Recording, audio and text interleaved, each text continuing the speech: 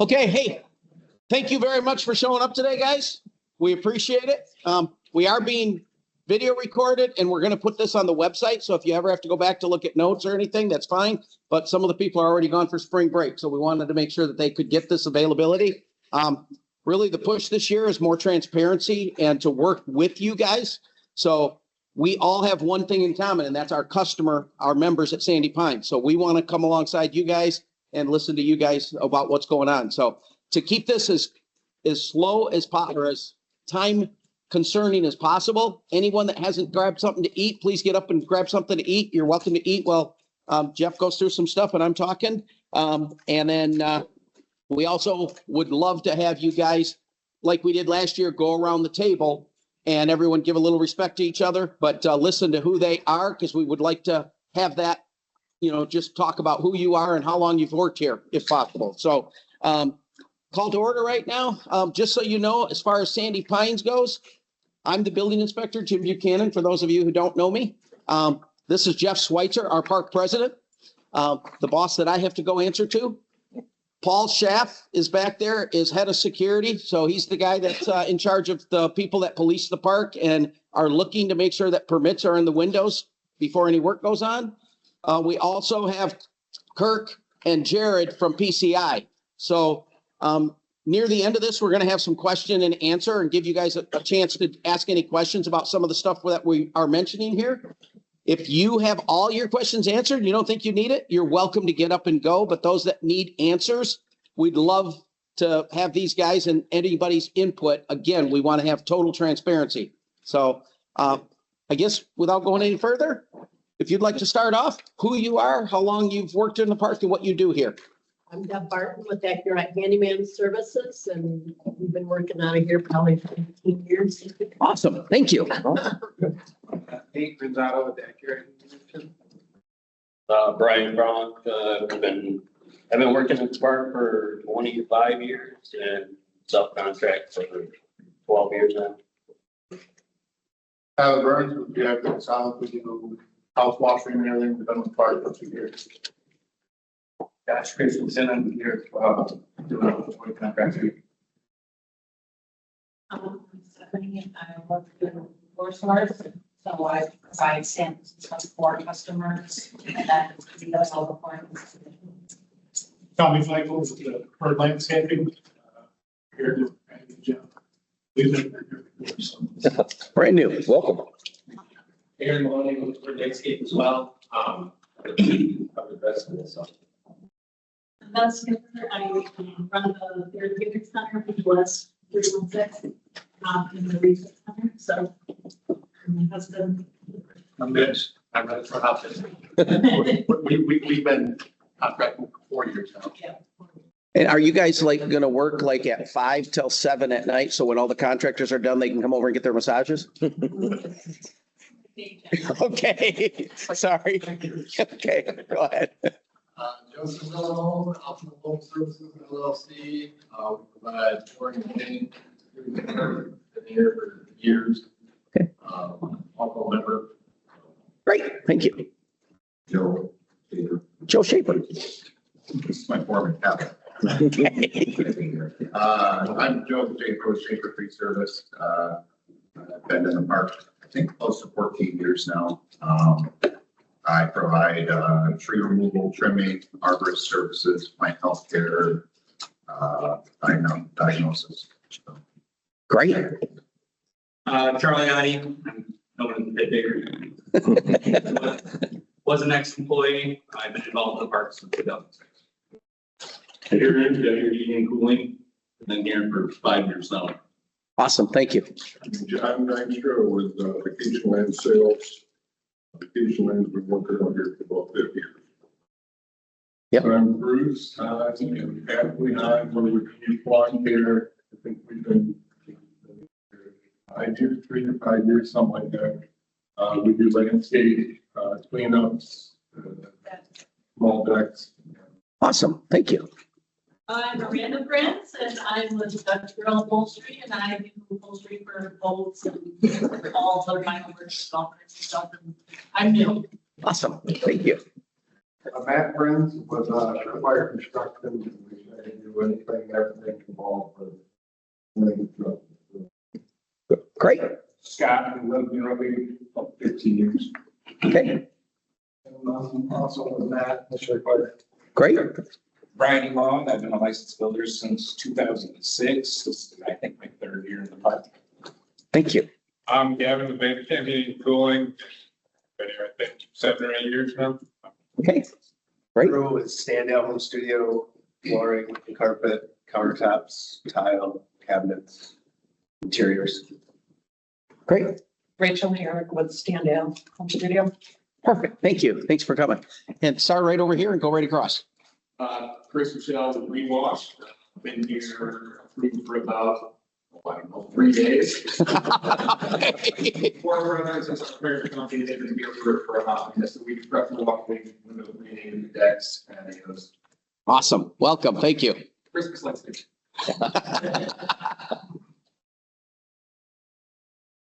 We do all the interior, plumbing, electrical, awnings, appliances, being all that kind of stuff. We're here about 5 years ago. Okay, great.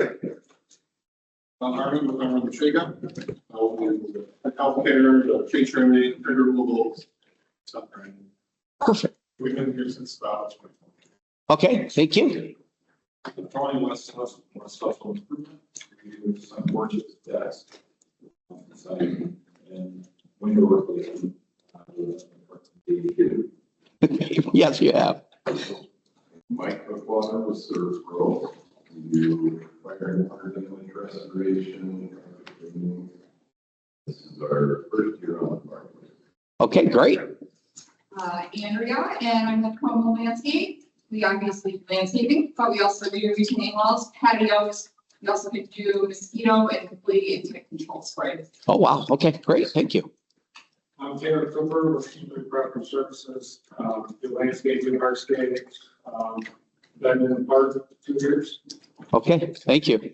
Well, hey, guys, thank you very much. Appreciate all that input. As you can tell, we've had some people that have been here 50 years or better since the park started, and some brand new. So I would highly recommend that if you want to learn some of the ins and outs, that maybe some of you brand new, talk to some of the guys that have been here forever when they mention that. So that'd be a great idea to talk to them.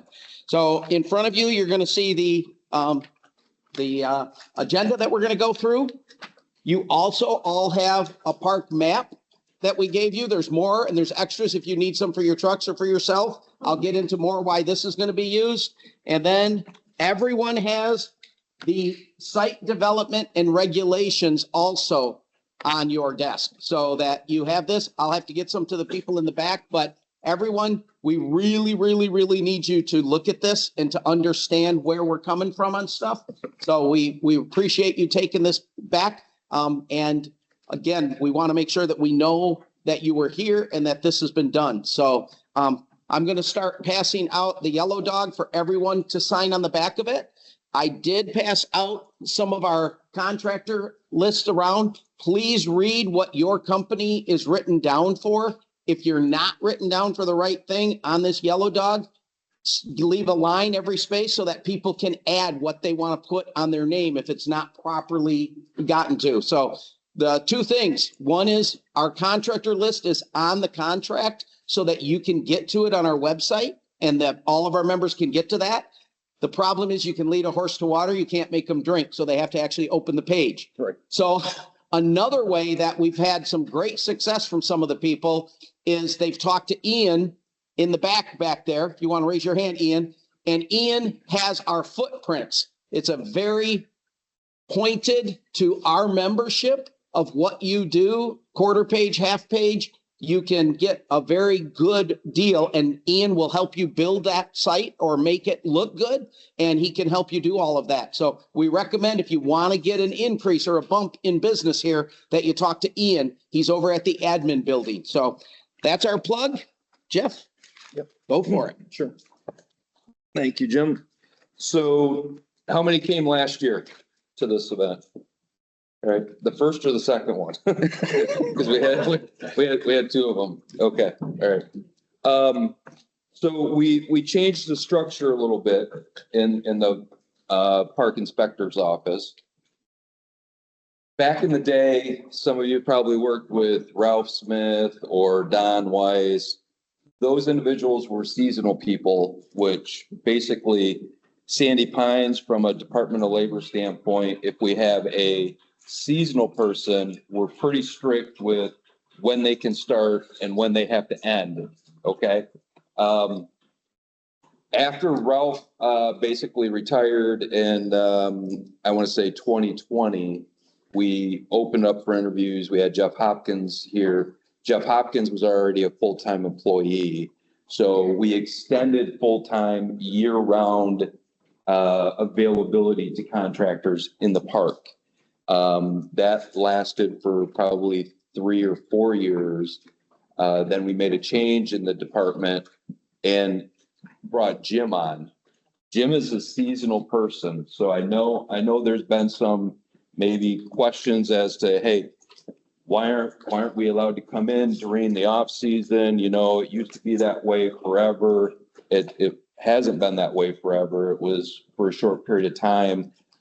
We have gotten back to this is a part-time kind of seasonal position. So Jim's basically hours are starting March, and then he's off probably the end of October, first part of November. So November, December, January, February, you guys can figure out the calendar, right? Moving forward, if you've got work in the park, try to schedule that appropriately, knowing that Jim is limited to his hours and he's not here during the off season. Thank you for working with us last year, because we had full intentions of structuring this department with 2 people, Jeff Hopkins, who was year round, and then Jim, who was going to be seasonal. And then there was a change with Jeff. So we kind of sprung on you. We tried to communicate as much as possible. So we apologize for any inconvenience on that, but moving forward, this position is going back to a seasonal position. So during the off season, we're not going to have anybody in that office. Why is that important? Jim will walk through the permitting process. We also changed the permitting process where back in the day, our permits would say, here's what you're doing. Here's my contractor. You know, sometimes there were drawings, sometimes there weren't. And because we had limited staff, 1 person, it was, you know, typically rubber stamped, or, you know, at the beginning of the project, we took a look at it, but that follow-up to see, did the project actually match what the permit was for, was rarely there. So many of you that have been here know that Sandy Pines is the largest populated spot in Allegan County between May and basically September. And we had 1 building inspector. I mean, think about that. Allegan County, huge county. If you go out to their website, they have more than 1 inspector for different things. And we had 1 here. So we structured it to get better service to you. So now we have 2 inspectors. Steve Helmer is coming back. Yep. Jim will be here. We put an admin person in there. We started that last year. And we believe we've kind of met the members' needs and this team's needs. So I just kind of like to open it up for input as to, we had some bumps in the road last year because we did make some changes that we weren't anticipating making. But how did it go last year? I mean, feedback from anybody, structure wise, response wise?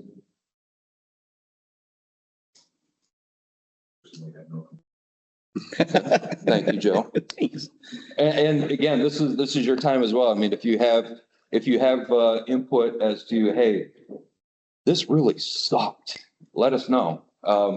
Because we're trying to improve this entire process. Back to Jim's point, the members, and this team here, I can't tell you how many times we got feedback with, not last year, it went down significantly, but, hey, I can't get a hold of park inspector, not responding. you know, is the office open?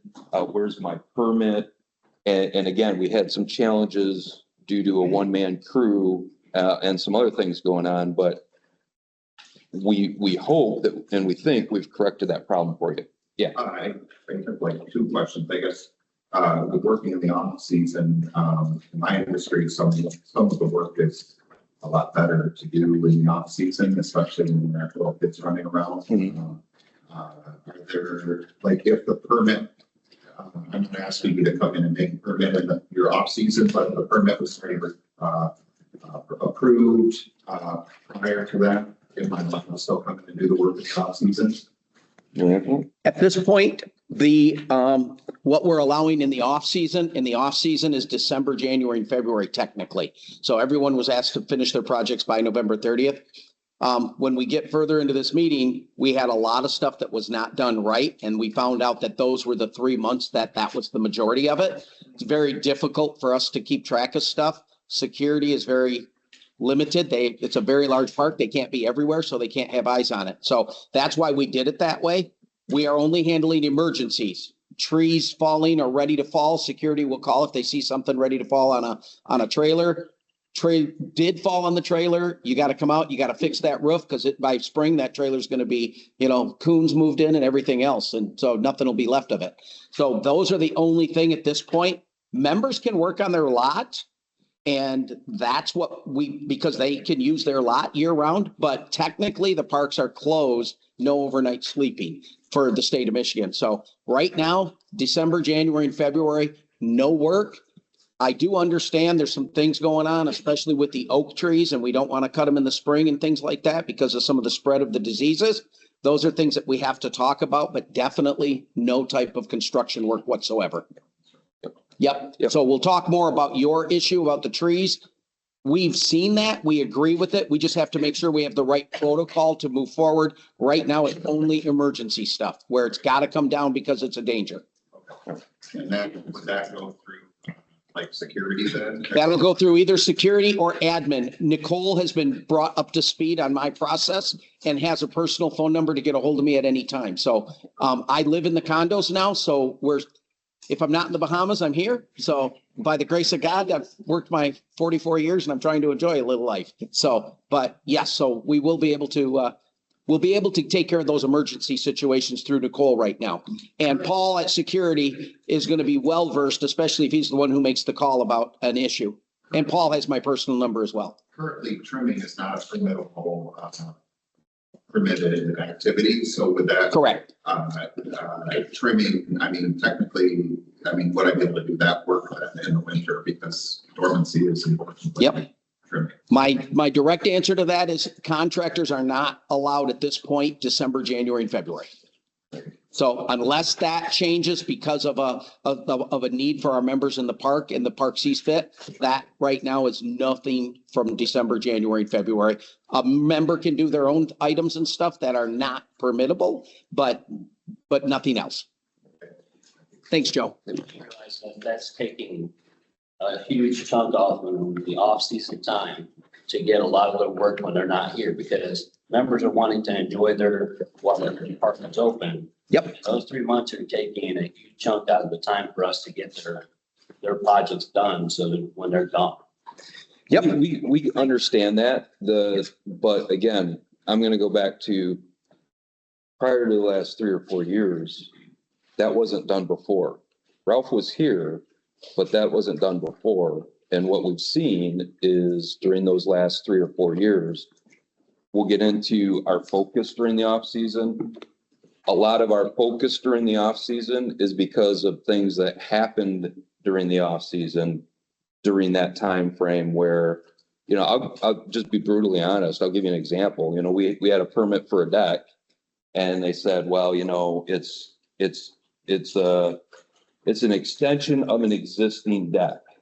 And okay, so if you follow the permitting process says, I need a picture of the current state of the site, and then a picture of the state of the site after the project was done. Pulled teeth, couldn't get it. We physically went out there. There's no deck there.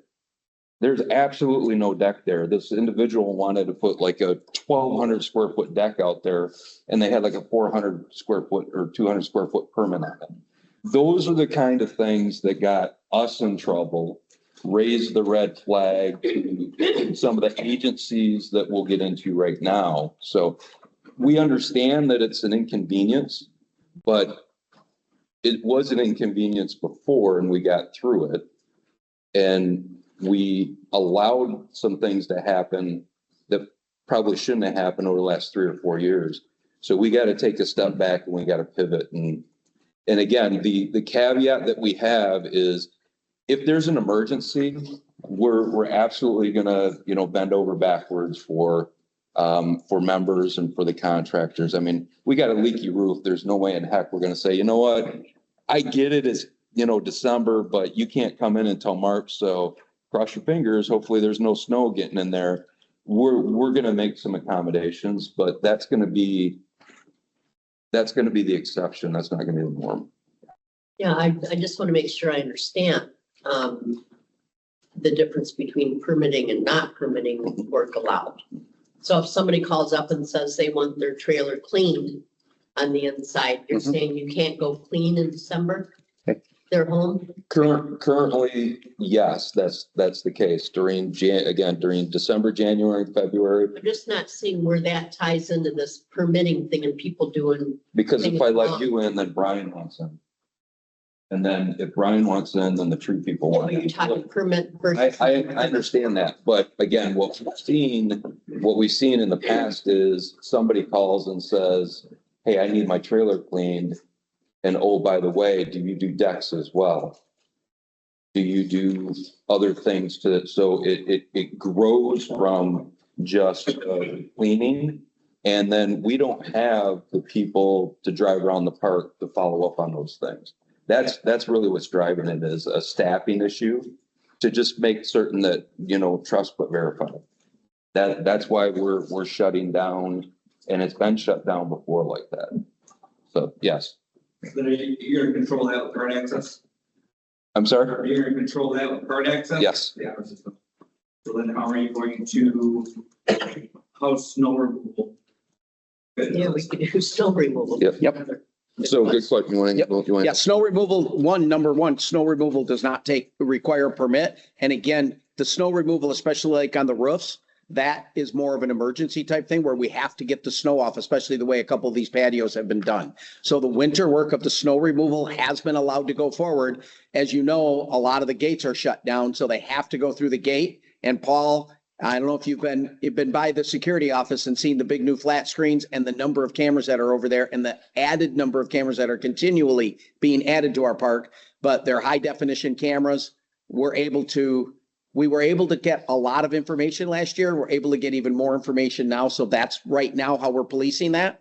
And we appreciate what you guys are saying about this. We'll talk more about it and try to come up with an answer. Part of it is to try and stay within our budgetary numbers, to not get a full-time person all of a sudden starts adding vacation and things like that. So the one full-time person, just a caveat for you guys, the one full-time person that was here, all three of us part-time people with no benefits are working for about $10,000 a year less and getting more accomplished. Hopefully you guys can see more accomplished for you and our members. Let us take back in where we're at and let us build back out. And Jeff will get into that with our matrix coming up about why it's so important, because a lot of you don't know what's happened this winter, and Jeff will explain some of that. Then I think you'll understand it. Now, again, with that being said, hold on a second, Jeff. With that being said, for those that, hey, I don't need a permit, I really only clean. I don't do, that's why we're asking for this feedback, because we understand there are some things, if from a tree standpoint, safety standpoint, we'd much rather have 20 trees removed now or in December, January, February, because there's no kids around, there's no golf carts around. We get that. So we're trying to pivot and do the best we can on this, but a lot of stuff that happened in the off season over the last 3 or 4 years has gotten us in trouble. And that's why we've kind of done a hard stop right now. Nobody in for those months. accept, and then we're working on the. And with your feedback, that's what we want to do. We want to make sure it works for you guys as well and we can move forward. Yeah, sure. So like, if you're gonna limit access, so what about like estimating? I mean, I get also in winter and set work up for the spring. Yep. We love that. Go for it. Yep. Meet our people out here all winter long for estimating and looking at projects. Yep. Yep, absolutely. That's why the cards were never shut off yet this year. We talked about it, but we didn't do it. So estimating and stuff could go on. Right. All right. Any other questions? Any other feedback? I mean, this is good stuff. Because we're learning on this too. We want to make certain that we're meeting your guys' needs as well as the members and trying to stay within our parameters. Okay. Okay, and I got a lot of thick skin from this last year, so you guys are welcome to unload on me. My email and my business cell phone, as well as my office phone is here. You're more than welcome to email me. Any of you that didn't want to say anything and throw me under the bus, thank you. But you're more than welcome to email me or put all of those questions in. Mr. Kronks thought that you guys could leave enough voicemails to get me as far as behind as when I showed up last year, but I don't think you can do that, so. So anyways, please, this card is on every desk. There's more cards laying around. Grab them and let me know what's going on. And please tell me about your individual situation so we can have it in our managers meeting to discuss it. You members know that? Well, Yeah. Yes, Yeah. it was put out last fall. Yep. We've been communicating that. Footprints article. So again, Jim alluded to the footprints. That's a member newsletter. If you're not familiar with that, it goes out every month. Each department has an update. We've been communicating that through the footprints. We started greasing the skids on that. We'll have another town hall, probably here. Anybody attend the site development town hall last year? Okay, so we have a site development town hall meeting with our members to do communications like this. We're gonna have another one and we're gonna show them exactly what we're showing you right now. And we're gonna explain, hey, what was our off-season focus? So our off-season focus this past season was aligning with the agencies that we are a state licensed campground. Okay, so we have to ensure that our state campground license is renewed every year. And if you get enough violations or you do things that you're not supposed to and the state starts, coming out here, they can revoke your license. They can give you a conditional release of your license. That's one agency. Okay. Another agency is the county. The county health department also has different parameters that we have to meet from a campground standpoint that aligns with the state, but is also different with the state. And then we also have the township.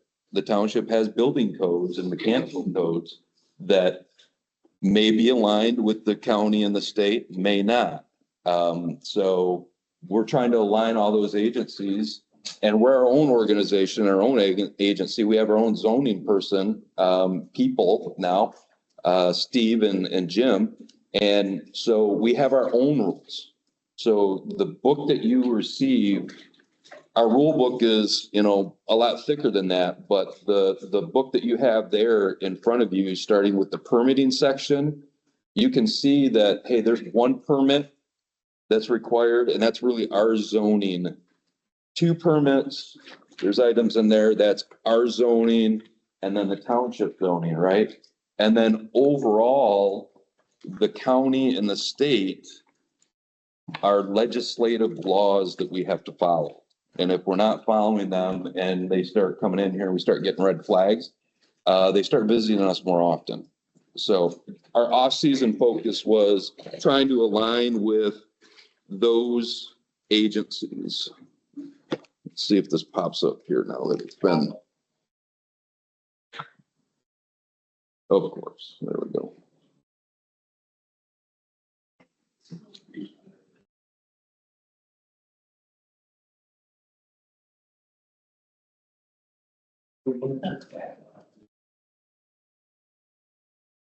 Come on.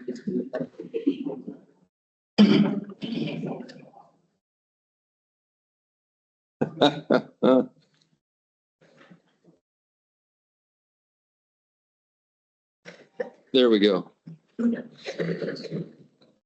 All right. So this is, again, Ian in the back, he's in charge of our communications. He's our communications manager. We are going to have a button on our website, which is going to highlight a lot of this stuff. So don't have a handout for you now. You're seeing it before we roll it out to our membership. So this group here understands the rules of engagement as to what we're trying to do within the park. Okay. So we've already kind of explained the different levels. You have the park at the bottom of this pyramid. That's our internal zoning to enforce individual park rules, as well as Eagle rules and state law. The state expects us to follow their legislative laws. Township zoning code enforcement based on residential code. They're going to be mechanical, structural.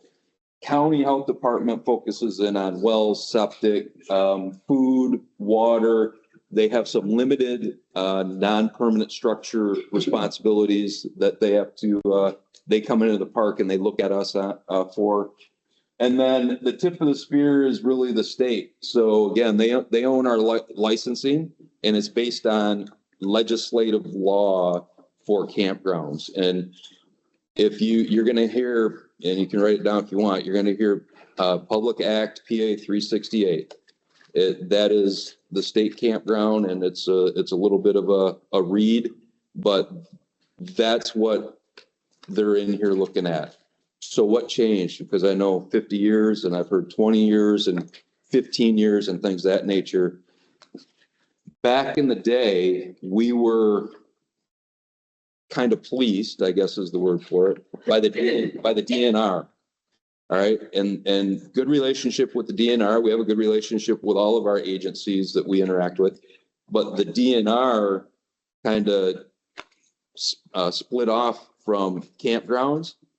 That's now owned by Eagle, and Eagle is the policing factor here.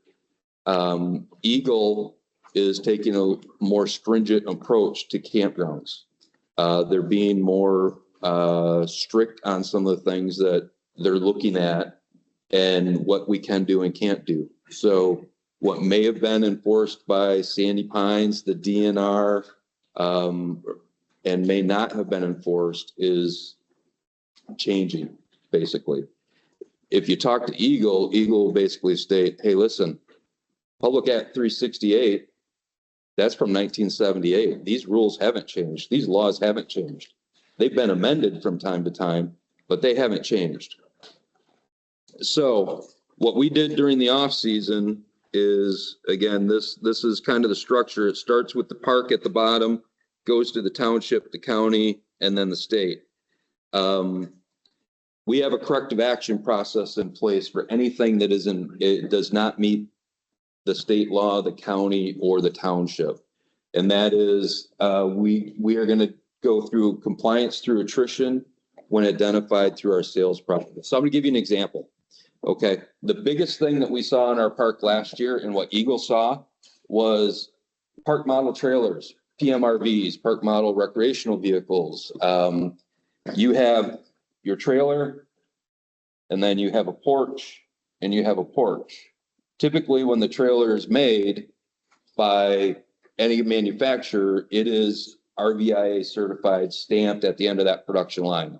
Jim and I spent time actually in the manufacturing sites this off season, and actually a lot during the season, to understand that process and understand how these park model trailers are made. What's been happening is either A, they've been designed to have an opening, or B, when they land in this park, openings are cut out. Windows are removed, sliders are removed, doors are removed. Okay, that violates the Public Act 368 because your park model trailer has to be a fully enclosed thermal envelope, its own conditioned space. When you open those up, take those things out, cut walls out, you have not, and then you slam a porch next to that, you have now increased your 400 square feet to 600 or 800 square feet of living space. Public Act 368 says you are only allowed on a licensed campground site 400 square feet. So we got a ton of feedback from contractors, vendors, members, you name it. We got a ton of feedback. Said it's always been like this. I mean, really, if I just pop out my window, I have my window here underneath the trailer, but if I just pop out my window or my slider, I'm in violation of this. We spend a ton of time with the township, the county, and the state, and the answer is yes. You are in violation of that act because you have now increased your living space because your heating, your cooling, air conditioning, whatever it is not just impacting the park model trailer, it's impacting that, it's impacting the porch. You talk to, we went out to real estate agents and we talked to real estate agents and, hey, I've got a sunroom here and, it's just enclosed. Does that really increase my living space? The answer is no, but as soon as you remove that door or window and you make that sunroom part of your living room, back of your dining room, you have now conditioned that space, you've increased your living space. This has been a huge issue all last season. And we've been trying to get the answers, and the answers are, we can't do it. Quite honestly, one of the last meetings that we had with Eagle was, and we have this in email documentation form. Our question was, what happens if the stuff is removed? RVIA says you can put these things back in. There's a repair, replace, or a reinstallation process back to the RVIA codes. RVIA codes allow that. Eagle says, okay, if you have somebody come in, the manufacturer, RVIA, and recertify that it's back to the stamped certified product, then you're good. So we went out and we talked to RVIA, we talked to manufacturers, we talked to other people and said, hey, can you guys come out here and recertify these things? No, we're not doing it. Nobody's going to take that liability. So Eagle's stance when we provided that feedback back to them was, then you have to remove those trailers from the park. Can you imagine how many trailers are out there that we'd have to remove? We think there's a few. So we sat down with Eagle and put a corrective action process in place that says RVIA allows it. I have my slider in my door. If I have my grandson throw a baseball through that, I now have an opening and I can't get it for, John, one of those sliders running 4, 6, 8 weeks to get here at least. So let's say I'm out eight weeks. I have conditioned space. You're telling me I have to pull my trailer out? Oh yeah, that doesn't make a lot of sense, right? So we have identified a process that allows us to correct this. And when we talk about attrition, Eagle wants these correct, their initial response was they want these corrected immediately. As soon as you find them, they have to be corrected immediately. How many are out there, Sandy Pines? We don't know.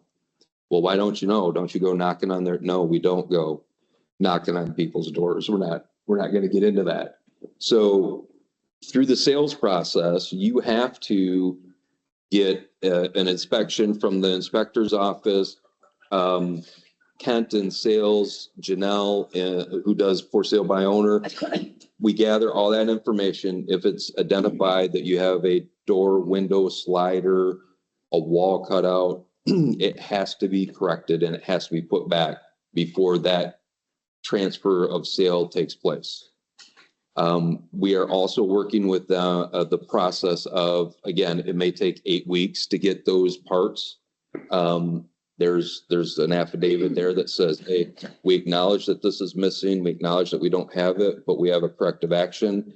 And it's not going to be, 30 days. It's going to be 60 days, whatever those parts are.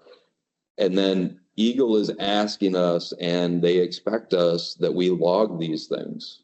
And they came in earlier this week. sat down, met with us. We expect you to log these. So if we come in next year, we're good for another year. We got our license, so that's great. Next year, if they come in and they want to see that log, how many have you found? How many have you corrected? We have to supply that. We have to give that to Eagle. They have to work through it. I don't know if this has been done before by the DNR or any, but it's getting a lot more strict. Compliance through the permitting process on new projects. So let's say, again, I have my trailer, my porch is 30 years old, it's leaking. I've had the roofing guys come out, they can't put enough whatever it is on top to stop the leaking. I got to put a brand new porch on the trailer. At that time, through the permitting process, if we see a door, window, slider removed, before that permit gets approved, there needs to be a corrective action on those things need to get put back in. That's what that means from a permitting process. So corrective action completion based on material and contractor availability. Eagle has approved and supports how Sandy Pines and local agencies enforce state requirements. This process and approach was reviewed by everybody. It was reviewed by the township sitting in the back. It was reviewed by the county. We reviewed it with the county in December. We got buy-off in February. We reviewed it with Eagle 3 or 4 times. They're good with it. Again, they do not want to shut us down, but we do not want to give them a reason to shut us down. So as we're continuing to work through this process, this was approved, as you can see, we reviewed it on February 12th with Eagle. Part of our process with the township and the county, the other thing that is a little bit of a side note on this is if your park model trailer is 400 square feet and you've got a porch and you've cut out walls and all the stuff that we've talked about and increased the space, you have removed your exemption for taxes. These are campsite specific park model trailers. If you've modified them to increase your space, you fall under what's called a resort cabin. Resort cabins are not allowed on licensed campgrounds. If those resort cabins are then identified in mass quantity, we're no longer a campground, we're a mobile home park. Mobile home parks are subject to different taxation, and that impacts our members. You know, again, we've got a beautiful lake here, we've got some lakefront stuff, lakefront property. Go buy a lakefront property on Lake Michigan, Lake Macatawa. You're not getting it for $100,000 and getting a quarterly tax of about $9 a quarter. You're paying a crap ton more than that. We start removing these exemptions. The township and the county has stated you have moved outside of a campground status, and they have to report us if we're not correcting these, that the tax assessors will come in and say, no, here's your new tax bill, and it'll be significantly higher. These are the impacts that these contractors, you guys, this room makes when you make those decisions of, and I get it, our members will say, well, hey, can't you just remove this for me and maybe cut 2, 4, 6 feet out and make this a bar area or a pass? No, we can't. We'd love to, but we can't because it's a violation of state law. The other thing that you will see here is when you look at these things, and I know it's an eye chart right now, try to pull some of this up, but here's the scope.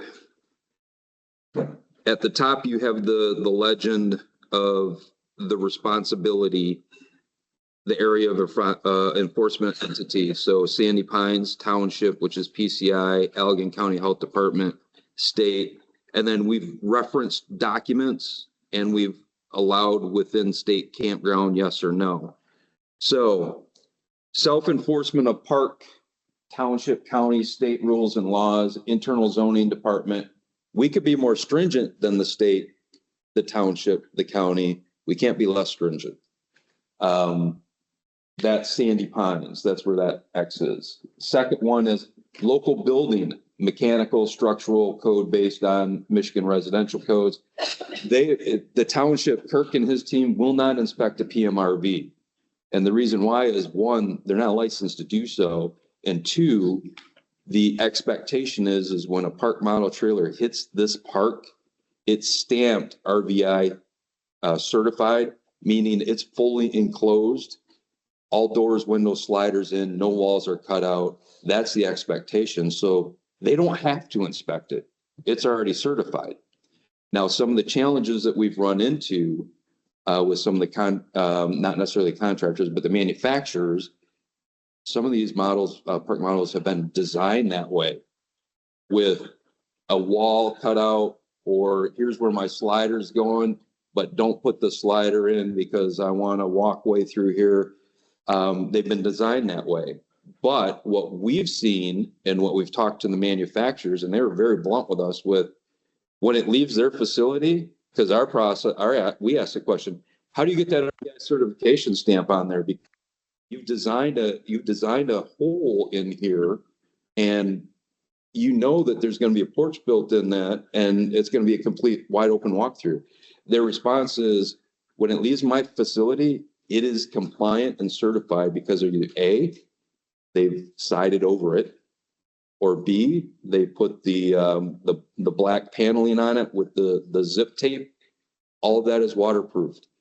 RVIA says your park model trailer has to be fully enclosed, waterproofed, single individual thermal envelope, so it can be hooked up to a truck, trailer, whatever, and driven down the road. When it leaves those facilities, that's the way it leaves. And how it lands here, they don't care. That's where we get into trouble with, well, hey, we know this paneling's here, let's just remove it. If it's removed, you got to put a slider in there, you got to put a door in there. That's how this thing's got to work. The county's not looking, or the township's not looking for that, because their expectation is this is already certified. They will come back to us if they're out there inspecting electrical or something on a porch and say, hey, are you aware site 1, 2, 3, 4 has missing slider or whatever? And we'll go take a look.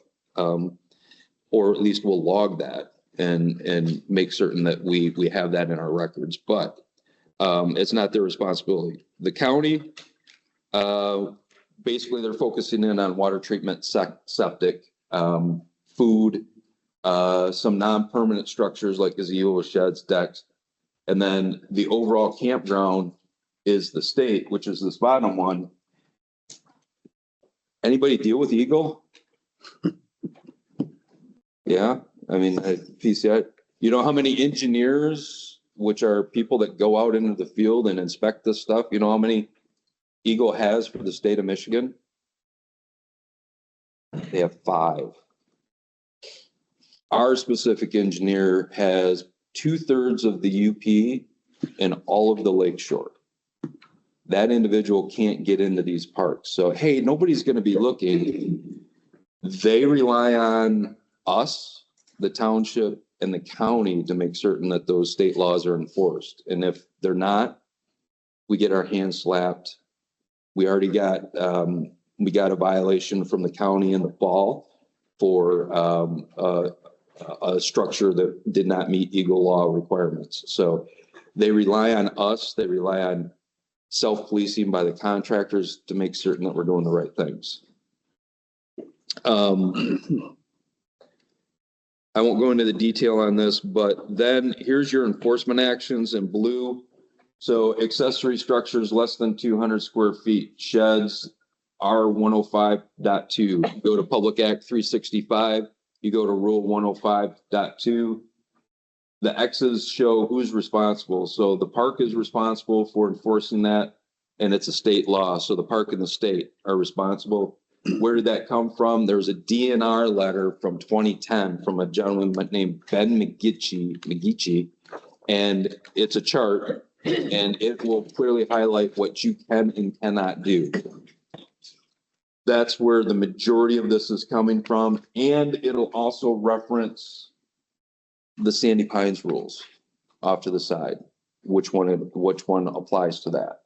To give you another example of Eagle taking a little more strict approach to this, Tony Porches, Eagle, the guy that we deal with, his initial response was, well, here's your port, or here's your PMRV, your park model, and fully enclosed, and your porch has to be fully enclosed. Well, it is. It's butted up against the park model. No, they're two separate structures, and state law says you have to have 4 foot of space between each structure for firefighters to go around, so fire can't jump from one to the other. And we're like, well, how the hell does that make sense? Do you want us to do a bridge from our slider to our porch? That doesn't make any sense. We had passionate discussions for probably 2 months on this, and that's why this says, and they've acknowledged this, where the size exceeds 400 square foot, structures are not allowed. Porch roof sealed and flash to trailer is acceptable, must be freestanding with no footings. So basically what we've said is it's been this way for 20, 30 years, however long porches have been. And now to go out and try and readjust that rule or readjust that definition, you're impacting a lot of harm to not only our campground, but other campgrounds throughout the state of Michigan. So that's some of the thought process that we're getting from Eagle. So I apologize for going through a lot of this and taking up a lot of your time, but it's important information because this team impacts our members and it impacts us, the township, the county, and the state. And our members we love our members to death. We wouldn't be here without our members, but they will go out and say, hey, listen, I know my permit says, 200 square foot on a deck or 400 square foot on a deck. Can you make it 1,200? Can you just remove this slider? I really hate going in and out and opening this thing. I clean the windows. We actually had this one comment. We clean the windows so well that my husband runs into the darn slider and I'm afraid he's going to walk right through it. So can we just remove? No, you cannot remove it. They will ask you these things, and this is Jim and this team is kind of the first line of defense. Okay, any questions on this? Again, we'll have this out on the website. We have documentation from the township, the county, and the state that any of the stuff that we've talked about, can we do this? Can we not do this? No, we can't. And if we do, here's what happens if we do. So please don't do it. Okay. All right. Long enough. Great. Thanks for listening. Appreciate it. So I had Jeff jump ahead because Jeff is going to have to leave here pretty soon for a meeting. So I wanted him to jump ahead. So back to the office and the park inspector office structure. And I'm going to move through these very quickly. If anything is particular interesting to you, you're welcome to stay around and ask me questions, but I don't want to hold up the whole group because not everybody's in construction. Some are patios, some are cleaning, some are everything. So our office and going to fill out your paperwork. If anybody has not been by my office, it's a virtual 24/7 office. Every single one of these permit applications is outside of my office now. You can come by anytime you want. You can get the park permit process filled out. You can do the building application for PCI, the electrical, the mechanical, the plumbing. I'm going to go through a little bit how to make sure those are filled out properly because we're going to be turning them back to you if they're not. But right now, that's all outside of my office. And you're welcome to call me and I don't mind helping you fill out the first one. But there was weeks last year that I worked 75 to 78 hours. And most of those hours were helping people fill out paperwork and answering some of these questions that we're answering today. So I've been demanded to get my hours down to within 40 every week. So I'm trying to do that because I don't want to overcharge the membership for what I do. So the office will be there when Steve starts, which is going to be approximately April 30th. There should be somebody in our office at least every morning till noon. So if you do have questions, one of us will be carrying the work cell phone around, but this is basically a 6 a.m. till 5 p.m. phone, 6 a.m. to 4 p.m. phone. I'm not going to start answering it at night, thanks to my wife asking me not to. So I'll start putting that aside, even though some of you I've answered this week on that phone later. So anyway, so that's going to be the structure at the office. And then when Cindy's here, and from holiday to holiday, we will be there till noon every Saturday unless there's an event going on, like where we'll have to be here Saturday morning when the contractor meeting or when the park development meeting goes on. But there'll be a note on that door that we're over here. So someone will be working Monday through Saturday noon, and the Mondays through Friday will be 8 a.m. until 4 p.m. So you'll be able to get a hold of us. Our return time is, we're trying to do our best to get to PCI every week. PCI has assured me, electricians, if your electrical permit is filled out and I have a check for Salem and you filled out our paperwork, you can start as long as I have that. I will get the paperwork to them. Then when you get an email from them that they processed it, you can call for your final. But we have to have the paperwork completely filled out and we have to have at least the check to go forward on that. The park this year, we did not do it, but again, the structure this year is going to be, if there's work on a job that's done, not demolition, but additions. So any type of adding, if any work is being done on a lot and I catch you, security catches you and calls you because they're informed to do that now, there will be a $100 fee for the first time, a $200 fee for the second time, and the third time your cards will be yanked from our park. We take the state very seriously for what they're calling for. We need to be able to keep our park in check, especially now that we're on the radar. So we need to do that. Please understand that. So it's not that we want to slam you guys. We just need you to work better with us so that we all know what's going on. Too many years this has been going on without that. Right. And just to add to that, our process is to, educate, correct, and work with you guys. So we're not here to be punitive, but there are a couple of contractors that aren't here that have been here for a very long time. We tried to work with them during the last season on some of this stuff, and they just flat out would not do it. They're not here any longer. They're not allowed to do work in our park any longer. So we do want to work with this group. You guys are this is a great group, but we do have to start taking this seriously now because we are on the radar. So yep. Response times. Thank you, Jeff. Response times. Right now, I've been getting back to most permits, even this time of year right now. I'm supposed to be 15 hours. I don't think I've really worked much less than 35 to 40, but we want to get back to you guys and get you your permits and get everything taken care of. So right now, we're going to stick with the 5 days. I have sped some of those up. If people come in and they need an electrical upgrade, usually I'm signing those right away. Trees, as long as they're willing to put another tree in, if it's a perfectly good tree, I'm signing those right away. There's things we're doing, but we are going back and looking at every single permit for the LP tanks and for other things like that. We've had a lot of the hot water heaters. We've had a lot of hot water heaters go in where that ignition has been closer than 10 feet to the LP tank. It hasn't happened recently, but we did have a unit blow up at one point in this park. We're keeping that. And so there's things, I've gone back and seen hot water heaters installed 3 foot from a propane tank. And that ignition, if it's leaking, is a huge problem. So we're going back to check this. Even though we're zoning, we're going back to check because we need to keep our members safe.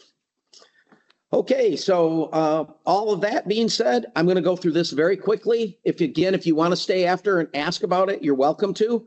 But again, the focal point today was going to be on the doors and windows. We need to return every single RV unit to 400 living square feet with a thermal envelope. See you later. Thank you, sir. Yep. I apologize. I got to step out. I'm in the admin office. If this team doesn't know where I'm at, that's where I'm located. I have an open door policy. If you see something going on in the park or you have questions about any members, projects, my staff, I have an open door policy. Please feel free to stop in and see me. Okay. So appreciate everybody coming today and hope you guys have a good season. All right. Thanks. Any more talk here as long as Jim will. I'm the first line of defense. Okay, HVAC units. You guys have seen a lot of these big units that have ductwork going underneath feeding both trailers. Those must be separate. You must have a thermostat and a 100% separate head. So the mini splits are going to be definitely the preferred way to go for these. We're going to be talking with PCI about more actions on those types of units, but those units have to be taken back off and we have to go to separate thermostats. Decks. Our most recent meeting with Eagle has been very, very solid, where we are going back to no more than a 400 square foot deck. In working with Jared at PCI, there was an agreement that if you had a 4-foot walkway, at least 2 foot apart, you could do 2 400 square foot decks. If your lot allows it, and you can go 2 more feet and do a third 400 square foot. The rule from Eagle, when I talked to him, was a 400 square foot maximum, and we need that 2 foot away from it. If you build 1, 2 steps down or 3 steps down and it's right next to itself, that is not acceptable at this time. It's going to go to 400 square feet, whether they're attached to each other, below each other. There needs to be a 2 foot separation minimum for that to happen. And that's their final decision on that right now. We're hoping to get some more talk with them, but that's what it is right now. Okay, permit process. These permits must be filled out for virtually everything you guys are doing. I mean, not cleaning. You guys all know what it says.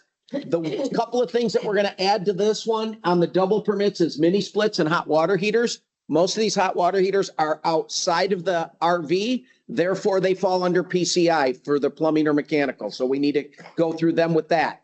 If it's just for Be Frank or whoever, if you're just putting that RV heater back in for vacation land and stuff, and it's the hot water heater or the furnace or the air for the heater, that falls outside of their purview, correct? Jared, yep, that falls outside because that's an RV repair. That's not a residential repair. But you add these mini splits, you add the outside hot water heater, all of those items are now a PCI permittable item. These units must be filled out with the lot number, the date. Very important that that's filled out. And the thing that we're going to really push this year is the member signature needs to be on this. Guys, if you want to drop it off and tell me that the member's going to come in, or I'll put it over at admin, I'll do that. No permit will be processed without the member's permit. Reason for that is we've had members come in and say, I didn't sign that. My contractor signed that for me. And therefore I can't be held to these rules because I didn't sign it. I didn't know what we was doing wasn't right. We need the members to be involved in this, whatever they're doing on their lot. They need to be involved and their signature needs to be there. We would also like before and after pictures. You all should have had a card. If you want a card, I'll give it to you.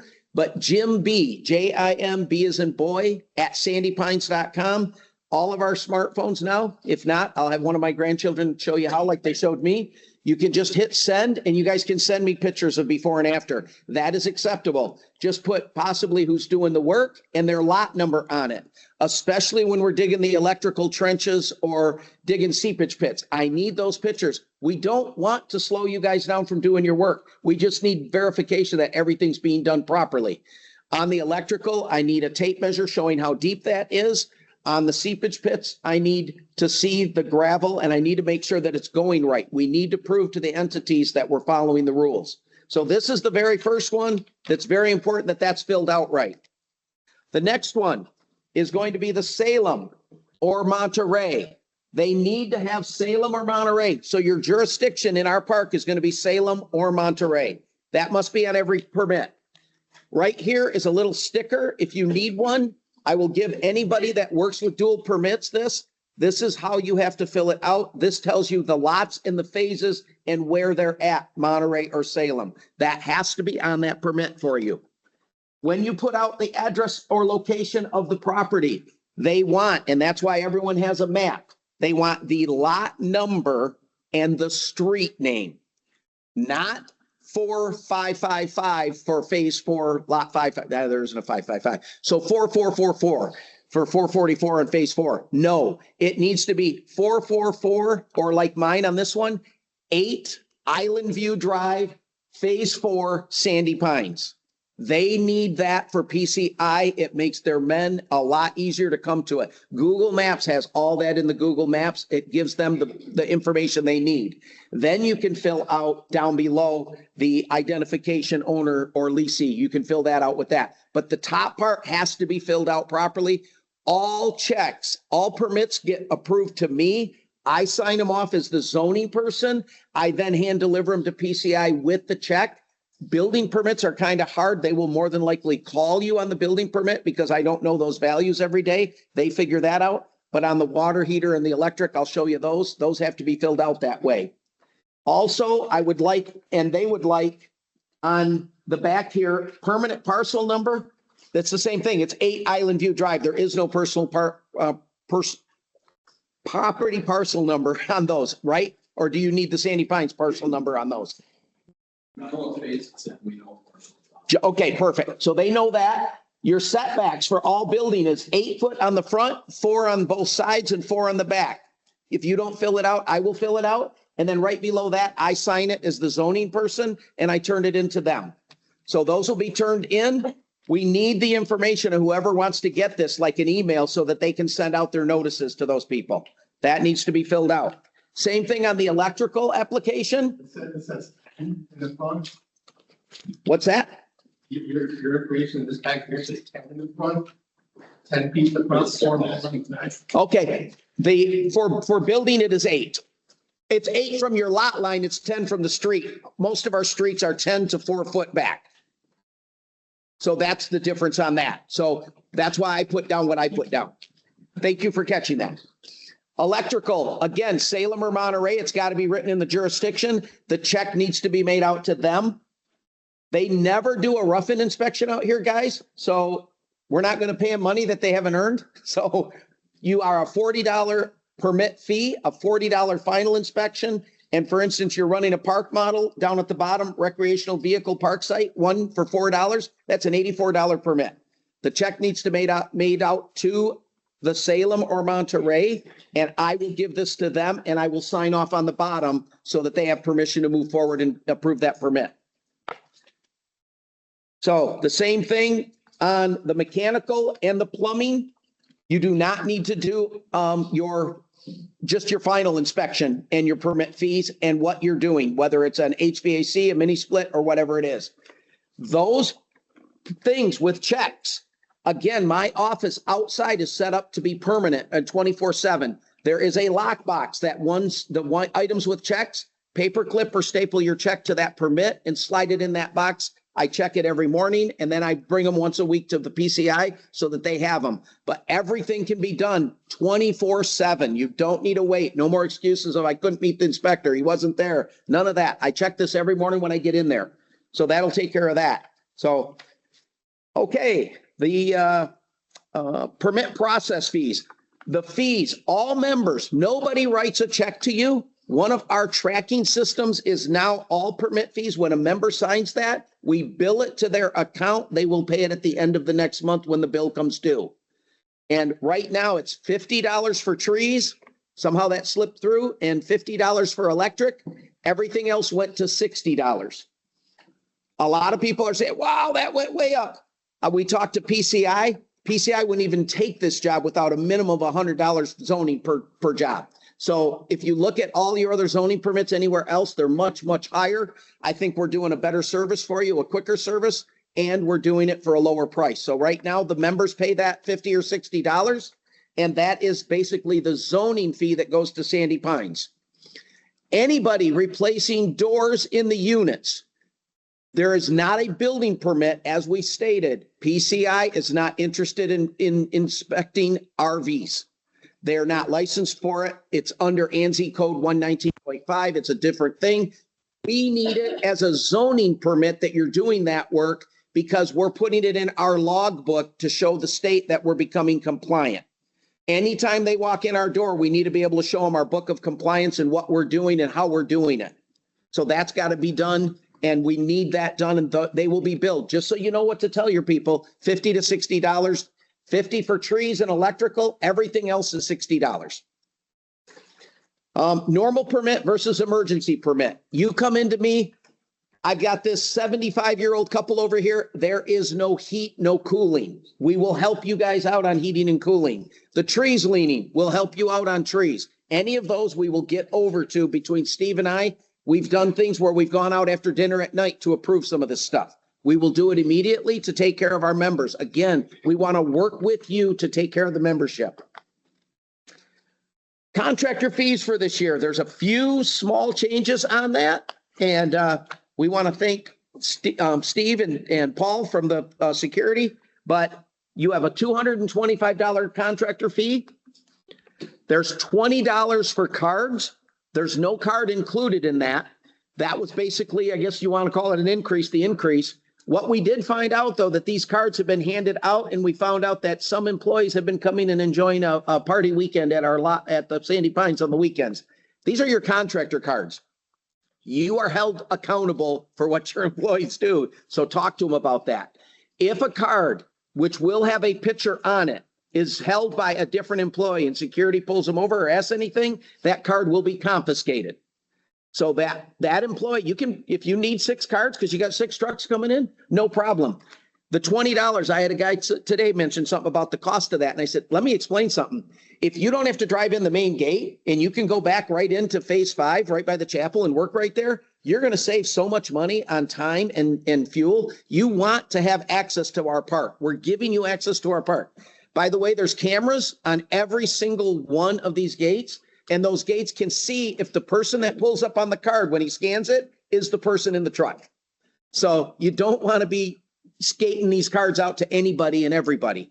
I did it when my company was here. I actually gave my son-in-law my card and he got pulled over after he pulled in the gate because they could tell that it wasn't supposed to be him. So they will check that. Please, just again, we as members get huge background checks and sex offender checks. We're trying to keep our park safe for all of our members, especially our children and our grandchildren. So help us do that. Dump station. So this is for leaf people only. So leaf people only and small debris, Schaefer. So the little trimming bushes and stuff. There is a one-time card that you can buy, $500. It will be preloaded. It's a special card that will go into the leaf dump 25 times. That card will get you in there without having to ask permission. So if you guys want to invest the $500, then they will shut off after 25. But at that point, once you buy the $500 one, and if you don't use it all up this year, so let's say you have to get another card reloaded in October and you only use 20, Paul's assured me that the next year, the 5 will be good. They'll leave it on the card so you can carry it over if you need to. We're not trying to take money from you. We have a huge disposal fees over there right now, and we're trying to offset some of that. So anybody that's making money on the leaves, there is a card that they can buy now for $500. No other contractor, just treat this just like you're doing a residential job. No other contractor is allowed to use our dumpsters, our dump station, put it all in your trailer and take it home. Every contractor, you're required to do that. The members use this basically for their trash. This isn't for their other stuff. So, but all the leaf guys and debris guys for the leaf pickup, the pine tree trimmings or tree trimmings, not logs, no logs, but just that, can pick that up. What's that? Wood chips. Wood chips, Paul? Nope. Okay, no. Armand? How big a branch is, what's the size? We're talking limbs. So we're talking basically your thumb, or if you trimmed a bunch of bushes and you rake the leaves up together, you trim the pine trees, but no, nothing, not like, don't bring over 3-inch brush or anything like that. We have to pay to haul this all away or send security, or I'm sorry, our maintenance team over there start to burn this stuff or get it hauled away. We have to pay for everything that has to get out of there. Question, you said the other way to do it is to ask the ranger to let us in because that's not going to be allowed. We've priced already all this spring and we dump like 4 to 5 times a day. So in 1 week, we're going to be through.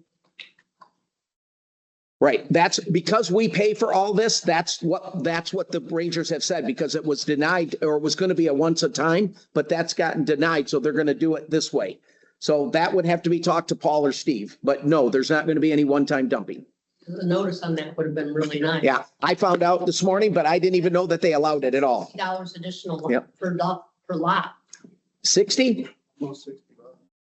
Okay, Yeah. talk to Paul about what your expenses are for running your business and see what you can work out with Paul after this meeting. Still allowed to dump wood and chips in your lot if I'm working for Ben or for you.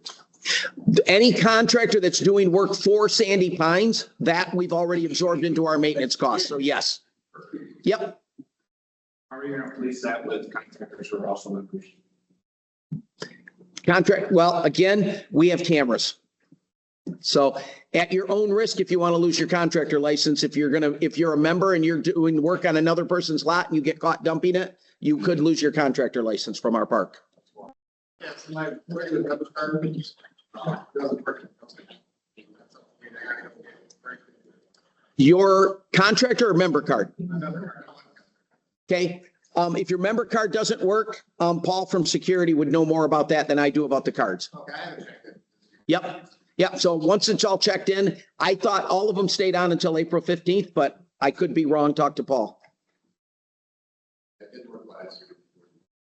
Okay, I went through a lot of that stuff real fast. I did it on purpose because I don't want to take up any more of your time. Those that have specific questions that want to stay after are welcome to. Anybody that has a general question about anything, and again, please, if you guys send emails to me, I will take all those emails to my next manager meeting and I will definitely discuss what your guys' concerns are. We had to pull the reins all the way back in before we start to let them back out and make sure what we're doing. The state came down on us very, very hard and we had to move forward. So thank you all for your time. Those that have to leave and get out there and make some money, go for it. Anybody that has questions, you're welcome to stay and talk to us.